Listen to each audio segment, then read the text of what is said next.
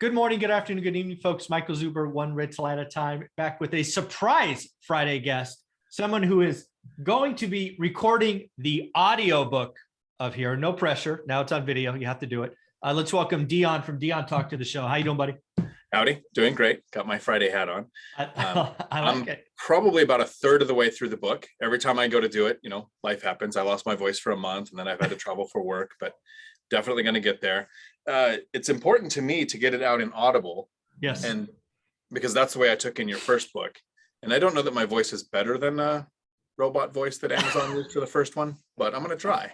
Yeah, I'm sure it will be better. That is the consistent feedback I have gotten. So I appreciate the offer. It's very, very nice of you.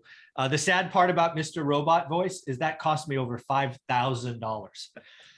Five grand. And oh, by the way, I make less than $1 per audiobook. So yeah, that's not getting re-recorded. It's that was a whoops. And unfortunately, yeah, I'm not going to swallow that expense twice. So thank you very much. So what I thought, looking forward to getting that done. Yeah. So what I thought we would do is I wrote this book with the audience in mind. Don't know if it worked or not, but I wrote this book for all the people that watch my channel. My first book, One Rental at a Time, is great. Lots of people love it, but it's only my story, right? Married guy, has a kid, figures out he's in the rat race at 30, builds a portfolio out of the MLS, buy and hold. 15 years later, it worked out. It's a great story, but it's one story. That's why this book has 15 different conversations. So given that you've read it, probably read it a couple of times, talk about some of the stories that resonated with you in topics that you captured in here.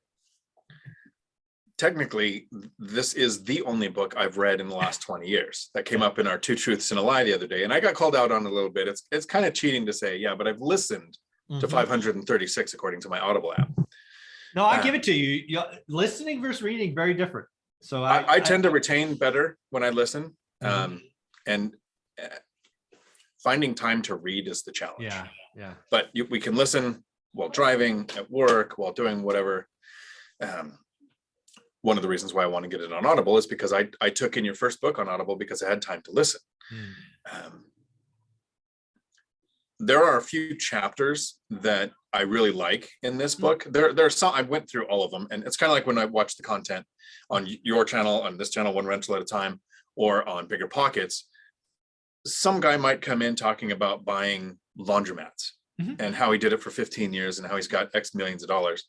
And I'm thinking, I don't own laundromats. I don't want to run a business that way. I don't want to do that. But wow, I took down like 3 or 4 notes in this conversation that have nothing to do with that will benefit me.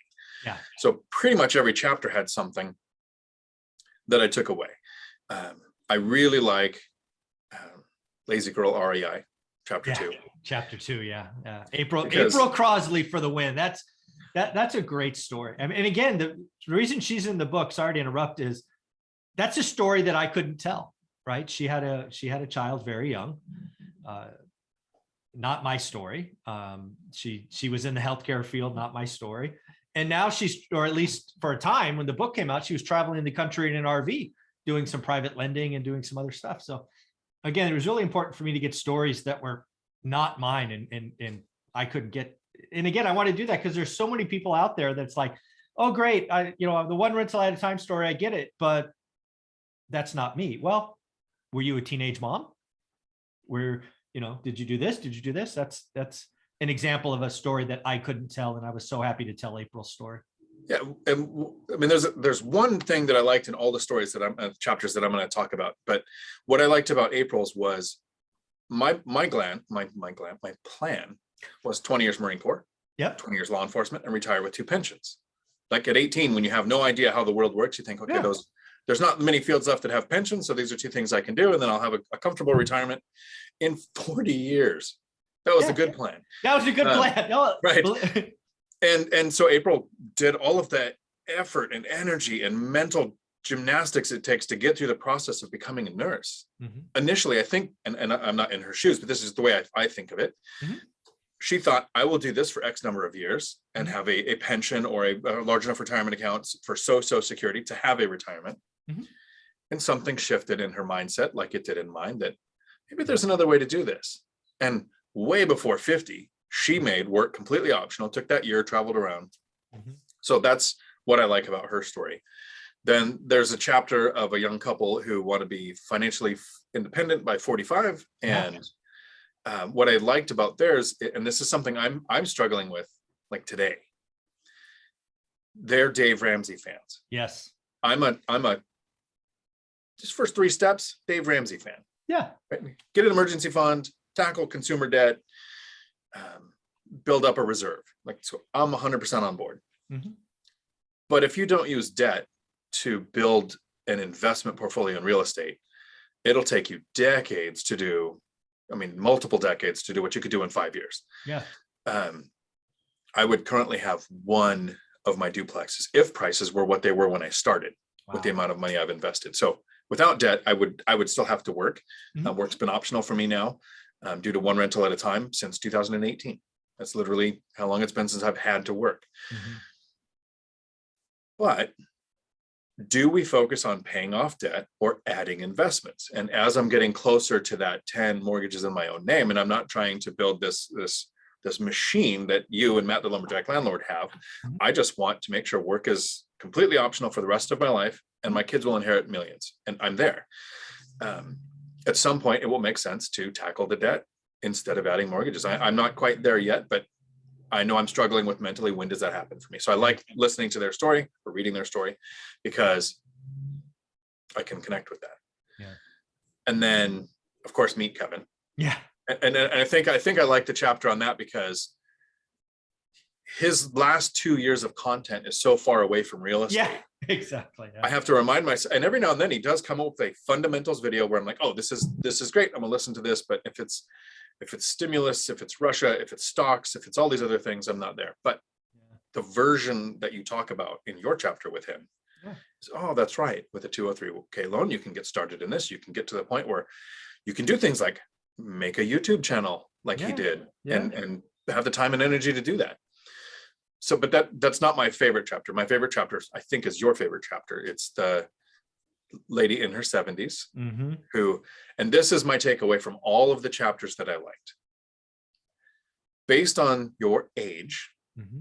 and the size of your portfolio, what we do changes. Exactly. When we're first starting out, I wanted to get into debt. I wanted to get mortgages. I wanted to get leverage. I wanted to gain appreciation on multiples of what I invest. I wanted to have a good equity position so I wasn't over leveraged. I was using the logic of it. But that might change when I start deleveraging.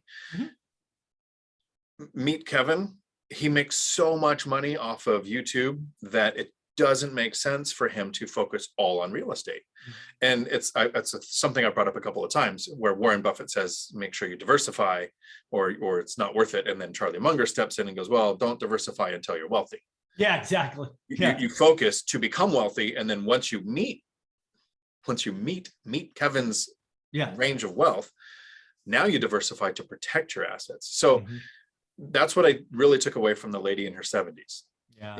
And how she says, have you ever met a 70-year-old landlord who does it well? So she didn't want to be that. And I was like, okay, so at some point I'll be 70 or 55 and think, okay, it's time to not be a landlord anymore. Or maybe eventually hire that property manager. Yeah. So to sit back at no matter what stage we're in investing and think, based on my age and my goals and the size of my portfolio, what is the best thing for me to be doing? And that's my takeaway every time I open the book and I look and I see a different chapter. I think, at this point, this is what made sense to this person. And I don't want to go through all the chapters. Those are my main ones. I mean, I like the guy. I think it's Troy Good. I'm not sure if you've ever named it, but he got into investing, lost a decade, and now he runs a successful business. That matches Troy Good's story. If it's him, I don't know if it was or not. Yeah, it's not him, but yes. Okay, cool. So literally somebody a else. Story so similar that it's, not common, but I've heard it more than one place now. Yeah. Yeah, I love those chapters you called out, just to kind of summarize. Because first off, I whiteboarded or kind of tried to sketch out this book, right? Figuring out which of the 500 interviews I've done became a list of 15 was not an easy task. Some of them jumped out at me just because they were so unique, like April Crosley's story was selected right away.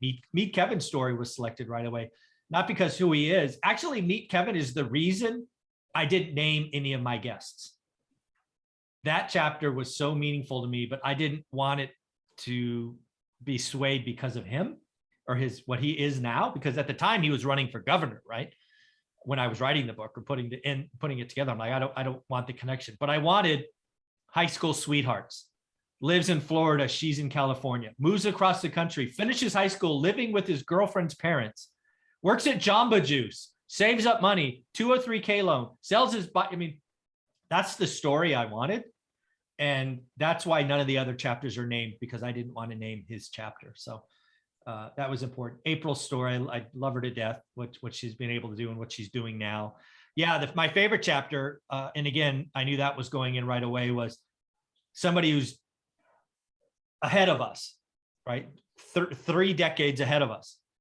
And kind of having somebody whisper in my ear almost, Michael, pay attention to this. This will, hopefully this will be you someday, right? So you'll have to think about these things. Then Dave Ramsey fans had to be in there. One thing you didn't talk about that's in there is BRRRR is in there a couple of times because it's a particular hot button of mine. BRRRR is wonderful, but as you'll see in one of the chapters, it's an advanced strategy, not a beginner strategy. So I'm very proud of the book. Also, we got all my experts in there, right? I got pictures of my experts. It was my attempt to give back to everybody that's given something. So, well, yeah, I feel good about it, but and thank you for, going to record the Audible. That'll be wonderful. Yeah. I think I'll send you what I have early next week. Sure. It's like I said, I'm about a third this week, and I'll probably get to at least a half. Yeah. Not the fastest reader. So I think people, when they have it on Audible, they might put it to 1.5 or something. Sure. But what I really like about the book is you have experts who come on, and you have all of these different successful people who come on, and you have some, brand new investors who come on and share their story. Yeah. But for most of us, Matt, the lumberjack landlord, goes, I took this money out, I'm buying this next property. I say I've saved up $300,000 or $400,000 for the down payment for the next one. So it's really hard to identify with what April did in the first couple of years, what Meet Kevin did in the first couple of years. And every now and then for us to remind of where I was at 10 years ago, how long Matt house hacked. Yeah. Yeah. That will now be video number 2 today, or topic number 2. Because I think we need to hit that. Because there are kind of 3 sections to everybody's journey. So we're going to keep that for video number 2, Dion. But thank you for this. This has been a lot of fun. Where can people find you? Right here on YouTube, Dion Talk Financial Freedom, and soon on Audible. That's going to be awesome, man. Thanks again. Ciao.